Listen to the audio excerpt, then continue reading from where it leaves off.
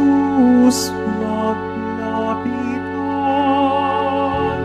upang kayo'y masiyahan. Hallelujah, Hallelujah,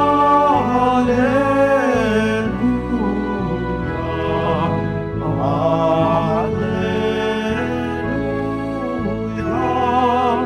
Hallelujah.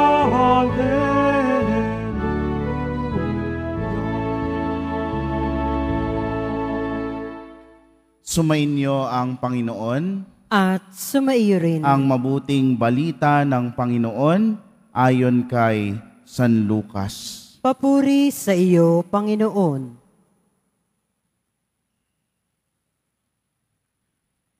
Noong panahong iyon, sinabi kay Jesus ng isa sa mga kasalo niya sa hapag, "Mapalad ang makakasalo sa hapag sa kaharian ng Diyos." Sumagot si Jesus, "May isang lalaking naghanda ng isang malaking piging at marami siyang inanyayahan. Nang dumating ang oras ng piging, inutusan niya ang kanyang mga alipin at ipinasabi sa mga inanyayahan, 'Halina kayo, handa na ang lahat.' Ngunit nagdahilan silang lahat. Ang sabi ng una, 'Nakabili ako ng bukid at kailangan kong puntahan. Kayo na sana ang bahalang magpaumanhin sa akin.' At sinabi ng isa, 'Nakabili ako ng 5 pares na baka at kailangan kong isingkaw para masubok. Kayo na sanang bahalang magpaumanhin sa akin.' Sinabi naman ng isa pa, 'Bagong kasal ako kaya hindi ako makadadalo.' Bumalik ang alipin at ibinalita ito sa kanyang Panginoon. Nagalit ito at sinabi sa alipin, 'Lumabas kang madali sa mga lansangan at makikipot na daan ng lungsod. At isama mo rito ang mga pulubi, mga pingkaw, mga bulag, at mga pilay.' Pagbabalik ng alipin ay sinabi niya, 'Panginoon, nagawa na po ang iniutos ninyo, ngunit maluwag pa.' Kaya't sinabi ng Panginoon sa alipin, 'Lumabas ka sa mga lansangan at sa mga landas at pilitin mong pumarito ang mga tao upang mapuno ang aking bahay. Sinasabi ko sa inyo, isa man sa mga unang inanyayahan ay hindi makatitikim ng aking handa.'" Mga kapatid, ang mabuting balita ng ating kaligtasan.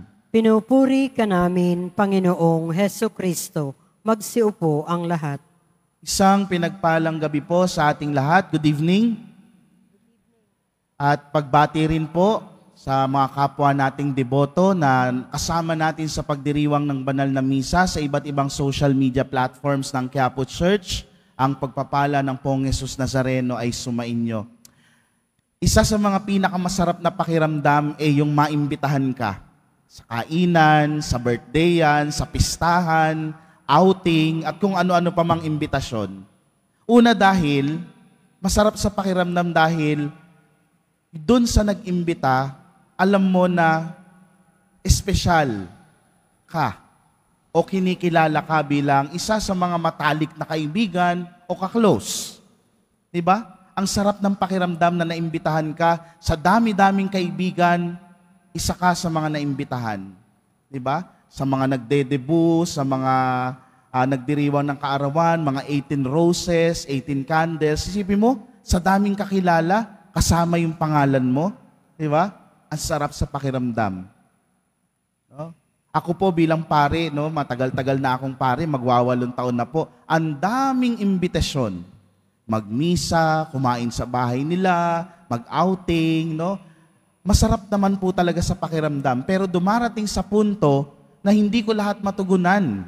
Lalo pagka nagkakasabay-sabay na, no, yung mga imbitasyon ay parehas na oras, no? Kahit yung mga kapwa ko pare, installation, anniversary, birthday, dahil kasabay ng mga trabaho o ng ministeryo ko.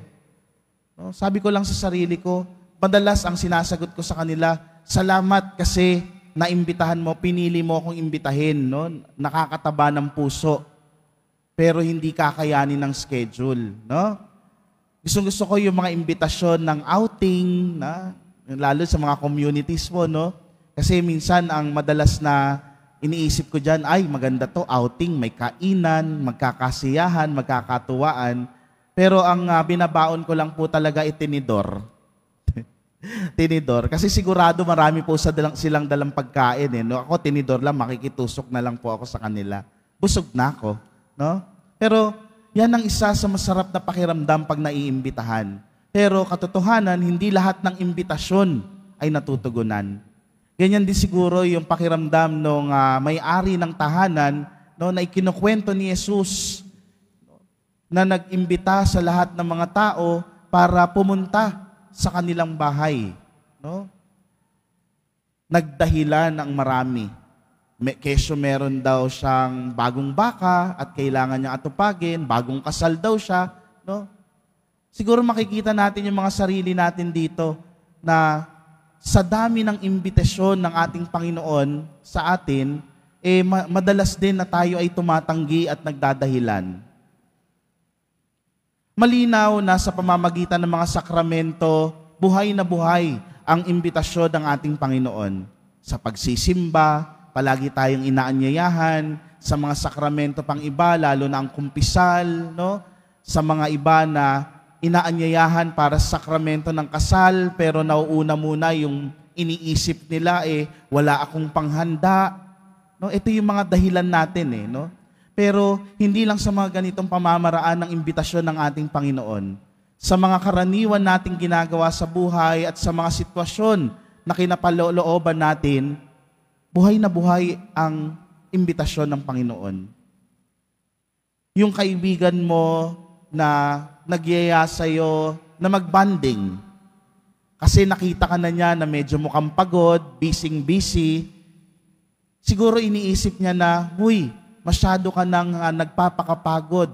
Baka nakakalimutan mo na meron pang mas mahalagang bagay sa buhay. Yung kamag-anak mo, kapatid mo, magulang mo, lolo't lola mo, na isang beses ay nag-anyaya sa'yo, nag-message sa'yo, halika, pumunta ka naman dito sa bahay. Baka kasi nakakalimutan mo na rin no, na may mas mahalagang bagay sa buhay. Baka nakakalimutan mo na yung mga taong mahalaga sa iyo. Yung isang kaibigan mo na nag-anyaya sa iyo na mag-jamming o kaya ay samahan lamang siya sa isang lugar, sa isang event, baka ito yung pagkakataon na magtawanan kayo, magkwentuhan, maging magaan ang buhay. Baka kasi siguro nakakikita niya na nabibigatan ka na sa iyong kalooban at sa iyong mga nangyayari sa buhay araw-araw. Yung ba simpleng pagngiti, simpleng pagtawa, itong mga maliliit na bagay na paggawa ng mabuti, ito yung mga imbitasyon ng Panginoon sa atin na kadalasan, hindi natin pinapansin. Kaya mga minamahal kong kapatid, wag nating isipin sa pangmalakihan lang yung imbitasyon ng Panginoon. Oo, nananatili yung imbitasyon na makapiling niya tayo sa langit. Lalo na kung tayo ay pumanaw na, sana tayo makapiling ng Diyos sa langit.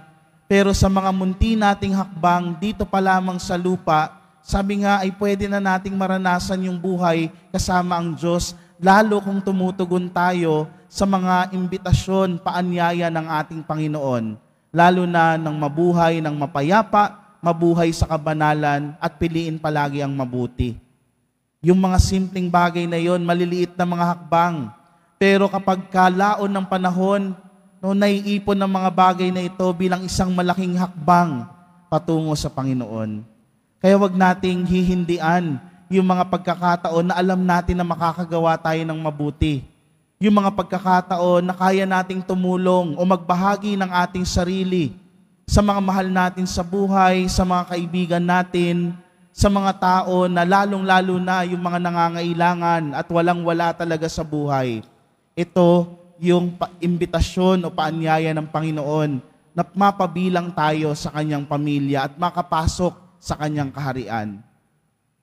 Yung maliliit na mga hakbang na ito, yun yung tignan natin. Kasi kapag pinagsama-sama natin itong maliliit na gawain ng kabutihan, sabi nga po ng iniipon na 25, no?